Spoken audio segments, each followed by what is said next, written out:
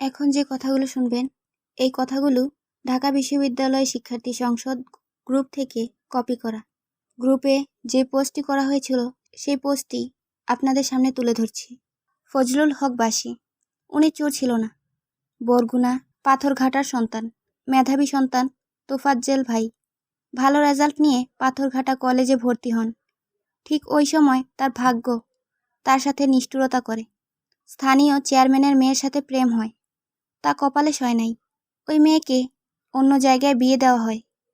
বিধাতা তার মা বাবাকেও পৃথিবী থেকে তুলে নিয়ে যায়। এই অবস্থায় আপনি আমিও পাগল হয়ে যেতাম। শোকে কষ্টে পাগল হয়ে বেড়ায়। বড় ভাই ছিলেন পুলিশের এসআই, তিনি তার শেষ অভিভাবক। তাকে চিকিৎসা করায়। মরণ এসে তাকে তুলে নেয়। কেবল পড়ে থাকে কপাল পোড়া পাগলটা। এর মধ্যে সে বরগুনা ডিগ্রি কলেজে অনার্সে ভর্তি হয়। ভাগ্য তাকে ছাড়ে নাই। পাগল হয়ে আমাদের স্কুলগুলোতে বাজারে ঘুরে বেড়াতো। কে খোঁজ নেবে? হয়তো খাবারের খোঁজে আসছিল। আর চোর বানাইলেন। ওরে ভাত খাওয়াইয়া মারলেন। পাগলের উপর শরীয়ত নাই। এই নিষ্পাপ পাগলটারে এত এত কষ্ট দিয়ে মারা হলো। ও আল্লাহ, তুমিও কেমনে সহ্য করলা? ভাইটার তাজা প্রাণ ছিনিয়ে নিল। হে মানবতা, ক্ষুধার্তকে দিয়েছ অন্ন, করিয়াছ মোরে ধন্য। তোমার পশুত্বের পিঠে বসিয়া আমি বলিয়াছি, এই মৃত্যু সম্মানের। হোক না পশুত্ব, হোক না হিংস্রতা, হোক না নিকৃষ্টতা, পাইয়াছি অন্ন। গাহিব মহত্বের গান, জয় হোক মেধাত্বের।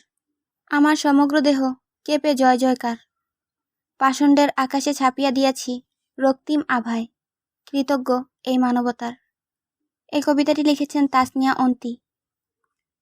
প্রসঙ্গত, এতক্ষণে আপনারা সবাই হয়তো জেনে গেছেন ঢাকা বিশ্ববিদ্যালয়ের ফজলুল হক আবাসিক হলে তোফাজ্জলের সাথে ঘটে যাওয়া ঘটনাটি।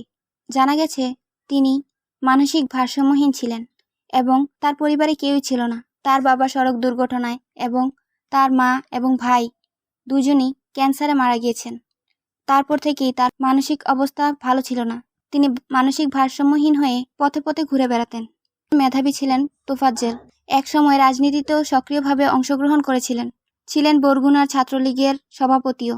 কিন্তু সেটা ব্যাপার না। রাজনৈতিক পরিচয় যাই থাকুক না কেন, বর্তমানে তিনি মানসিকভাবে ভারসাম্যহীন ছিলেন। তাই তার সাথে এমন আচরণ করা এবং তাকে নির্মমভাবে মেরে ফেলা কখনোই গ্রহণযোগ্য নয়। চোর সন্দেহ করে বা রাজনৈতিক পরিচয়ের কারণে কখনোই কাউকে এভাবে মেরে ফেলা যায় না। আমরা চাই এর সঠিক তদন্ত হোক এবং এর সঠিক বিচার হোক।